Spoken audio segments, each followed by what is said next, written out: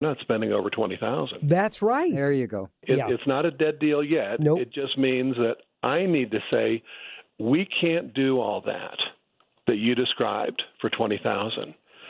Now, we can do some improvements, and I want you to know that because of the conversation, if it's been good up to this point, and I'm getting green lights, and the conversation is easy, and the person wants to talk, then I may go ahead and go out on that job, even though the person says they have a $20,000 budget, for the simple reason that when I've gotten on site, the budget starts to grow. Yeah. And that just comes from then them starting to relax and rapport. Trust. Being built. Trust. So trust and rapport. Yes. Because suddenly they're going to start to open up, and this is the feedback that they need to move forward. So again, even the budget question, that's a teachable moment. This is what's involved.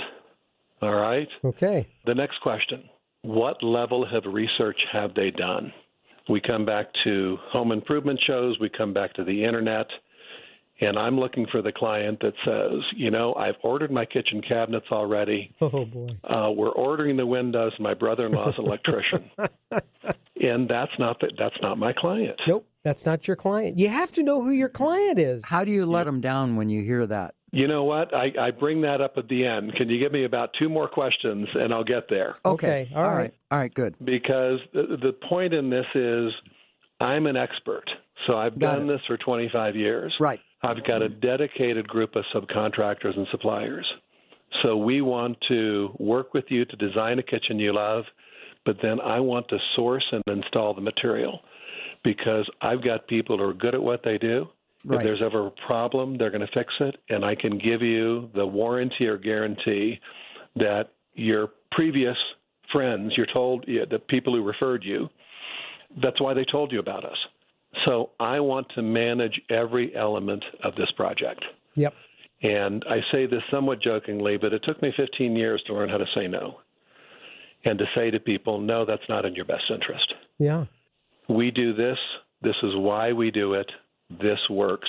And again, reasonable people, good clients will say, that makes sense. And the moment you morph and you change your standard operating procedure to conform to someone else's desires or needs, things immediately fall apart and will only get worse with time. Well, and can we use the word control? Yeah. This is let me do my job. Yeah. And if I'm giving up elements of my job, I'm giving up the quality control, I'm giving up elements of the schedule. And unfortunately, and we've all learned this, which is once I start giving some of these things up, I pay the price. Yep. So the next question, who's going to be involved in the decision-making process? And so traditionally, if it's, 2 partners, I'm going to say, well, will you both be there? Because the old term, the infamous one-legger, if I go to any sales call with only one partner, there can never be a clear outcome because the partner is going to say, well, let me speak with my partner. Oh, yeah. Let me speak with my partner. Yeah. Yep. Oh, yeah. So somebody says, gosh, my wife travels extensively. Can you meet with me? My answer is always, we're going to cover a lot of information. I just want to make sure everybody's question gets answered. When can I meet with both of you? Yep. And there are those occasions when one person can make the decision, but traditionally I like to meet with both decision makers because then we know we have some kind of agreement as to next steps. We absolutely will not meet, period, with one partner in a partnership. Period. Interesting. I never have. You've learned that one too, haven't you? Oh, Listen. Everything that you're talking about, I've been doing this for 42 years. Yep. Everything you're talking about is so sensible and so close to home. Not to get your head to swell, David. Yeah. And I got to tell you, there are just some things. I've got some white hair, and it came from experience, all right? There are just some things you can't do. That's right. You know? And another, I got yelped by a customer because we said we would not come out at night. Or weekends. We don't do and nights and when weekends. we got yelped. She said, well, the U.S. Post Office and I think she said Walmart or something like that are open at night and on the weekends, and I thought, wonderful. I want this Yelp posting to be up there because I want people to read that and understand that we have no interest in meeting with them at night or on the weekends. Period. And it's they don't meet their lawyer on the weekends. They don't meet their dentist. They don't meet their doctor. They don't meet any professional on the weekends. And the You and people, we're completely aligned. the state of mind of a person who wants you there at night or on Saturdays has absolutely no respect for your ability, your talent, your reputation, or quality. What they want is somebody to beat up for $25 an hour. I'll tell you who they'll meet on the weekend. They'll meet a plumber at $135 an hour. Right. They'll meet an electrician at $165 an hour. That's right. That's who they'll meet on the weekend. People who are getting paid to perform a service in off hours. Yeah. Yep. All I'm right. sorry. Go ahead. Keep it going, David. We're in Come on. complete agreement. You- I you're had to getting learn us that one worked up. too. You're getting us worked up. Keep it going. These next two questions are key Okay. because I'd ask people, have you remodeled before? If so, what was the outcome? And if they say no, then I always ask, well, do you know somebody who's remodeled before? And how did that project go? And what I'm looking for in those questions is baggage. Because if the client says, gosh, my neighbor did it, she referred me to you, she loved the process, I'm going, great.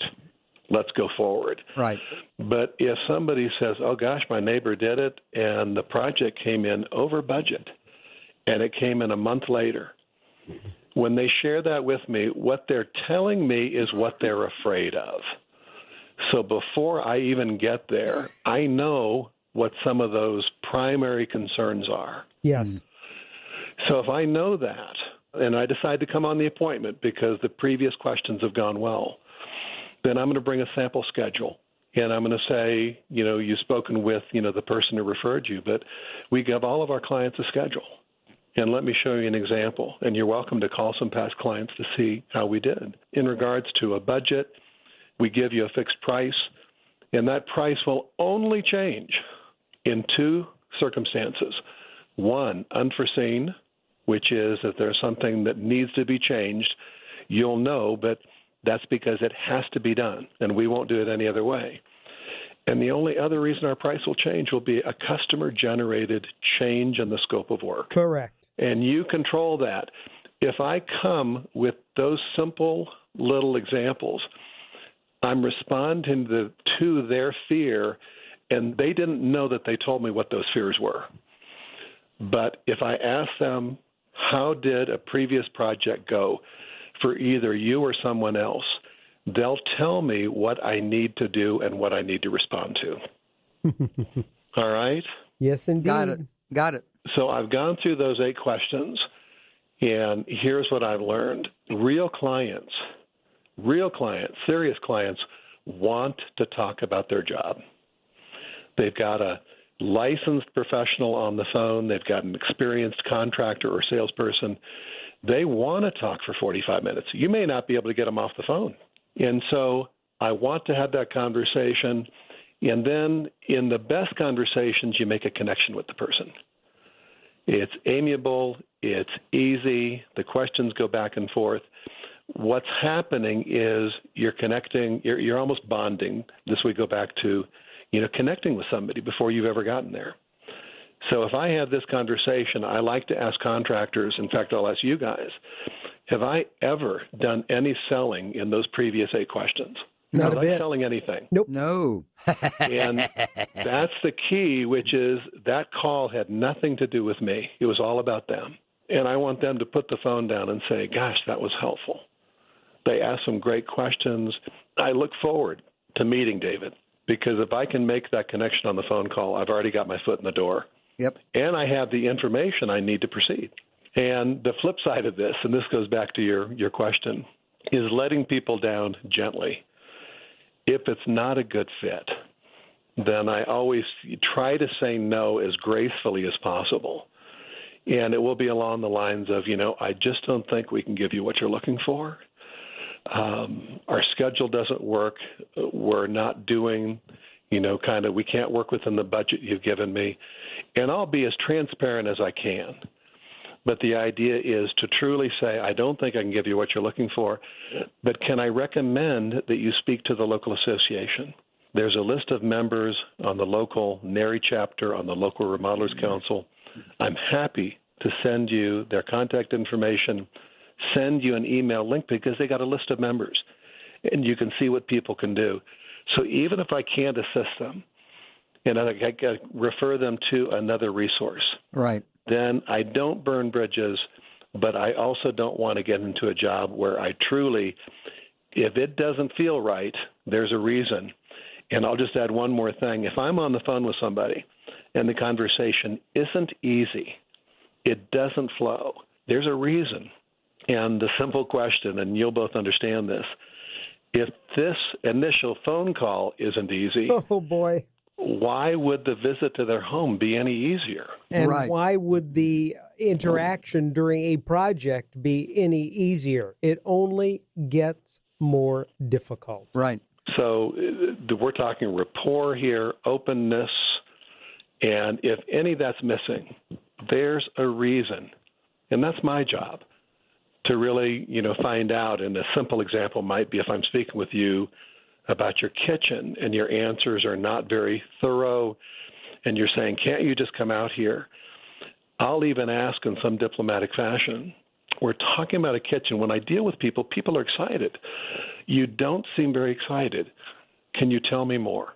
And it's just simple discovery because there is a reason. And it either makes sense or it doesn't make sense. But I just come back to where we started. I can't spend 4 hours with an unqualified person. I don't have that time to waste because there are too many good clients that I can work with. David, here on Cary Bros Pros, we like to ask our guests to share 3 points for success with our pro listeners. Could you please share your 3? Terrific. Yeah. First one, we don't sell a project. We actually sell an experience. And so if we can keep in mind we sell an experience as well as a project, that will be the basis of success. Okay. It's a relationship-driven business. It's why I think I'm in this industry and most of the people I know. And it's not just relationships with clients, but it's with our subcontractors, suppliers, and employees. Mm-hmm. Value those relationships, and the work will always be there.